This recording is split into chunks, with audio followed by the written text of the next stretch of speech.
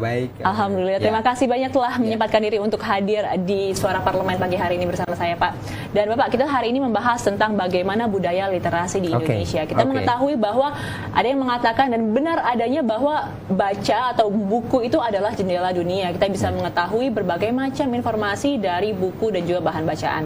Nah, mengapa Pak di Indonesia ini kita masih nomor 60 dari 61 negara yang mewujudkan kualitas literasi? Ada masalah apa sebenarnya, Pak? Ya, sebenarnya kalau kita memetakan tentang budaya literasi, khususnya dalam konteks membaca, sebenarnya paling tidak ada dua ya yang bisa dilihat. Pertama adalah memang keadaan realnya di masyarakat kita itu dari sudut minat bacanya tergolong rendah. Ya, bahkan sudah ada satu riset yang menyatakan bahwa hanya 1 dari 1.000 orang di Indonesia yang punya minat untuk membaca. Berarti itu kan dari motivasi dirinya ya. Nah, yang kedua juga berdasarkan pengalaman saya di lapangan, justru adalah berkaitan dengan akses bacaan. Jadi banyak masyarakat Indonesia yang hari ini itu belum mendapatkan akses bacaan. Oleh karena itu menurut saya adalah dua ini harus menjadi sebuah perhatian untuk menghidupkan atau membangun budaya literasi ya di Indonesia. Baik Pak, kalau misalkan kita membicarakan di Indonesia sendiri Pak, mungkin pemerataan ini di Indonesia ini belum merata. Kita mengenal daerah yang namanya daerah 3T.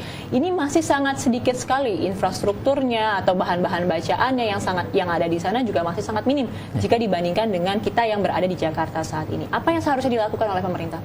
Ya, sebenarnya pemerintah sudah punya program inisiasi yang disebut Gerakan Literasi Nasional gitu ya. Tinggal ini berkaitan dengan implementasinya saja gitu.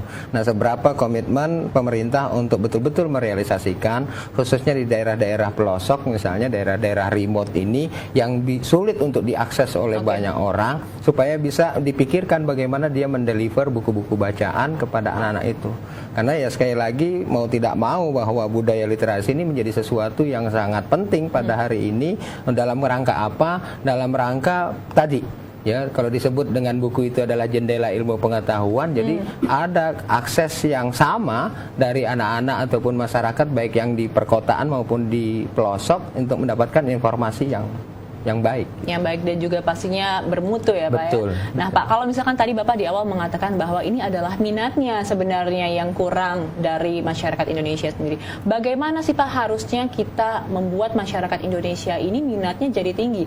Harus diberikan sosialisasi kah atau ada langkah-langkah lain yang menurut Bapak ini tepat seperti itu? Ya, yang saya melihat sih kalau di dalam realisasi yang selama ini saya lakukan ada dua juga ya motivasinya. Pertama adalah dari dalam diri kita sendiri sebagai masyarakat atau sebagai individu harus punya kesadaran untuk belajar. Karena sekali lagi budaya literasi itu adalah yang paling fundamental, kita sebut itu budaya kesadaran belajarnya.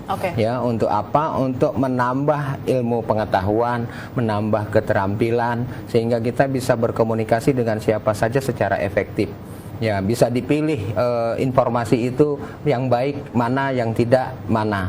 Jadi kalau kita lihat hari ini banyak hoax, banyak juga mungkin ujaran kebencian dan sebagainya, itu adalah bukti bahwa tingkat literasi masyarakat kita itu sangat rendah karena nggak bisa lagi menyeleksi informasi gitu.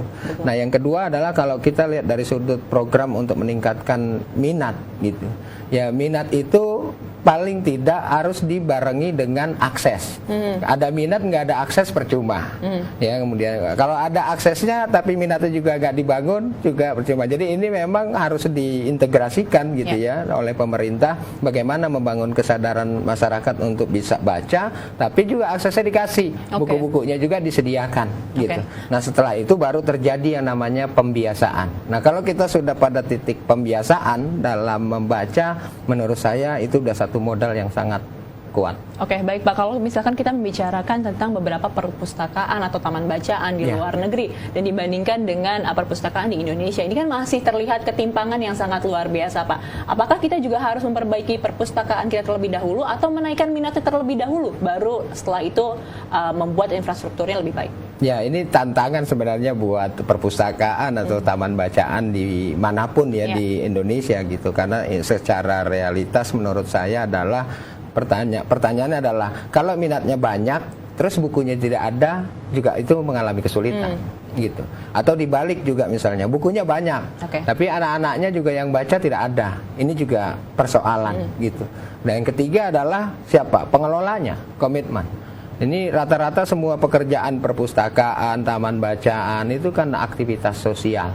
Karena sifatnya sosial ini memang dibutuhkan sebuah komitmen, karena ini bicara tentang kepedulian, bicara tentang bagaimana mencerdaskan anak bangsa gitu, dan memberikan akses bacaan gitu. Nah, ini yang dibutuhkan sebenarnya komitmen bagi para pegiat literasi, misalnya seperti saya itu harus punya komitmen yang kuat untuk terjun ke lapangan, menemani anak-anak dalam membaca, ya paling tidak seminggu sekali itu bisa dilakukan.